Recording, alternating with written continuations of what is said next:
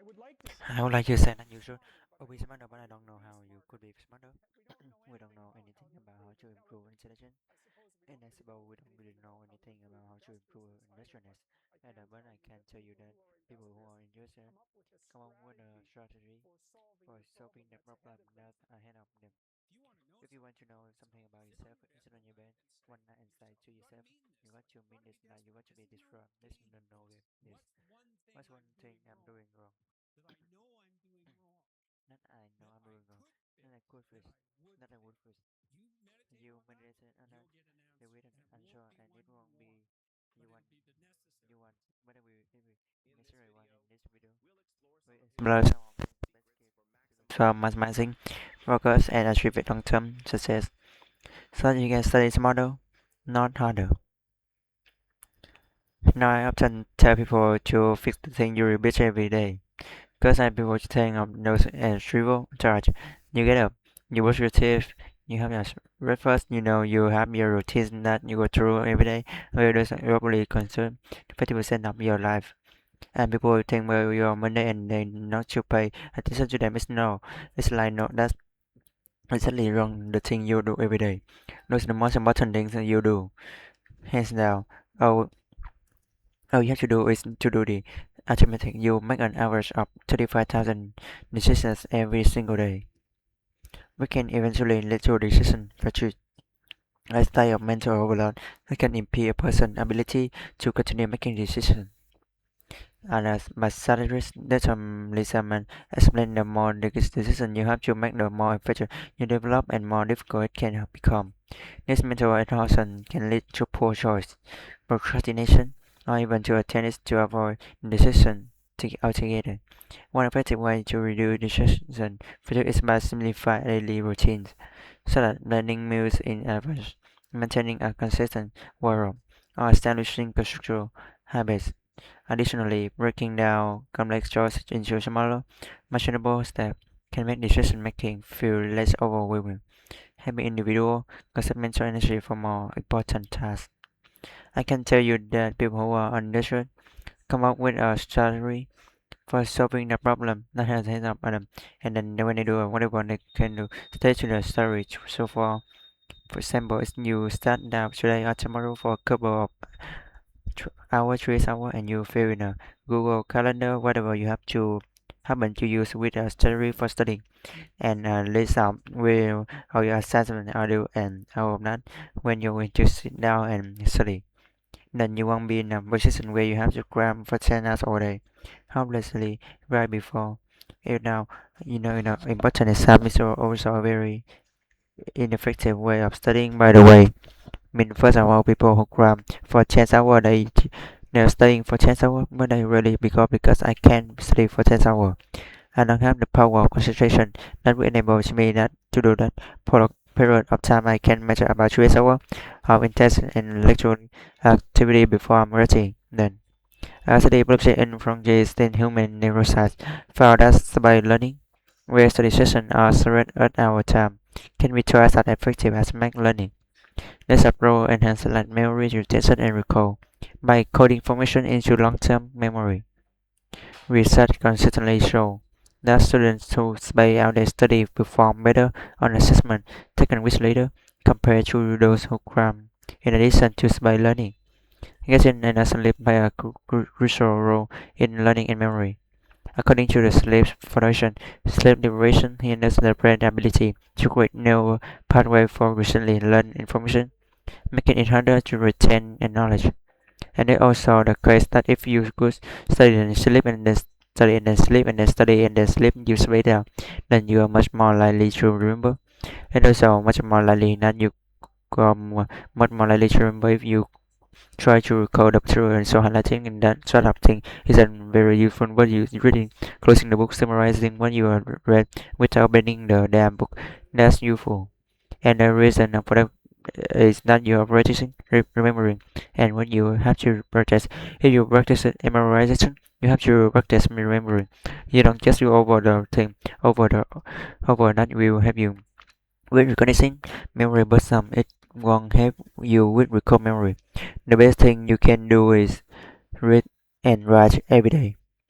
couple of hours every day write about things you find important and see if you can discover what you believe to be true, and that will build a foundation and unbelievably virtual research research by Jackson V. was startup Brigham Young University explore how reading literary fiction is an long person ability to understand other still known as theories of mind.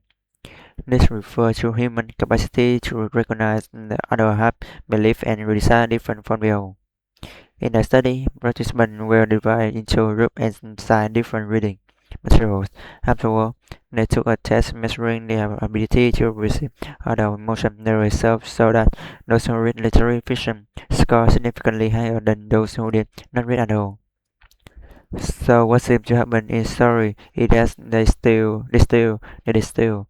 So they watch people watch people, and then they tell story about what they see, but they leave a lot of those story, everything that's boring, hopefully. And then more and more story about exciting get stuff of agreement, and then maybe a great writer come along and write something really interesting, prefer character transformation, and then you will say, well, not fiction, and then you will say, well, that's not true because it's fiction. But then maybe that's not right. Maybe it's more than true. Because you want the truth is mundane morality, and you have already got a master, and what you want is the distribution of interesting experience. And you might think, why it is interesting? Well, that says you don't know. That's the thing that's so cool. When you think about behavior, you tend to think about voluntary behavior, but a motivational state will this habit activate depending on the situation and determines the response for somebody.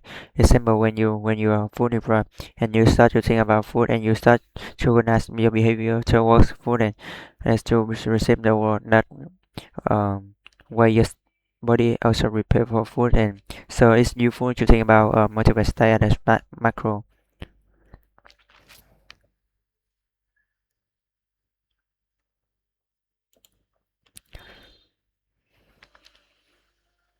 Personality, according to an article from Connection Today, titled "The Scientific Truth Behind Fake to You Make It Mental Imagery and Actual Reception," say common neural circuits that though they have different firing dynamics, this phenomenon is explained by Hess law, which states that neurons that fire together wire together.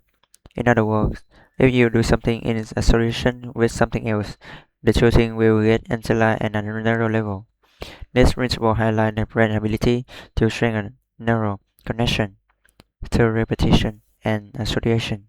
For example, if someone repeatedly visualizes themselves speaking confidently in public, their brain starts to reinforce the same neural pathways used in actual public speaking, potentially improving their real life performance. Even when you're just walking to where you want to go, if you're successfully walking there, your brain tracks what you're doing. There's not observed while you are doing it, and if you want you're doing result in the result you desire, then the dopamine fuels those little neurons that are active and make it grow and flourish. So, as you practice something when it's working, the circuits that is active and so practicing is smart in dopamine, and that make it stronger and that feels good. It's role. It's part of positive emotion, and so the positive emotion moves you forward, but also encourages you to develop a habit of not practice. And so, one of the things I would pretty well say is don't make a habit of pursuing things that are good for you, because you build that into what happens if you become addicted to someone you know you build a little monster inside you that grow is there's a after goal what is one goal despite everything else not a good outcome. In order to withstand suffering, let's say your life has to have some meaning. Okay, well, that means a bunch of things. Mean that part of the way that you overcome suffering is by making the suffering into something meaningful.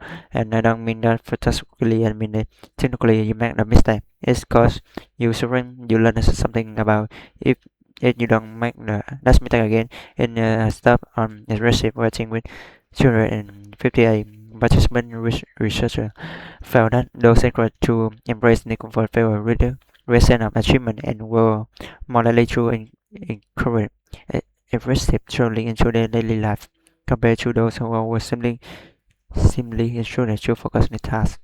Receiving negative experience at a startup process is particularly motivating when the experience are displayed and discomfort is immediate. This is the life of suffering and this is like why learn something because you are wrong. Who cares? It makes you suffer. You who care. So you know if you run out a little scream in the world, little action pardon you. Don't get what if you especially if you 2 years old you burst into tears and cry. And why is that? It's because you don't know what is you don't know where you are and you don't know what you're doing. It's time for some negative emotion.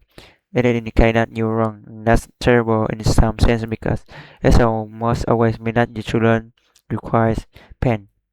No, I don't believe that exactly because people who people are curious, and to go out and to be curious and go learn new things can be very exciting. And so what it seems to be is that there's a rate of learning that's real fast, and that helps you.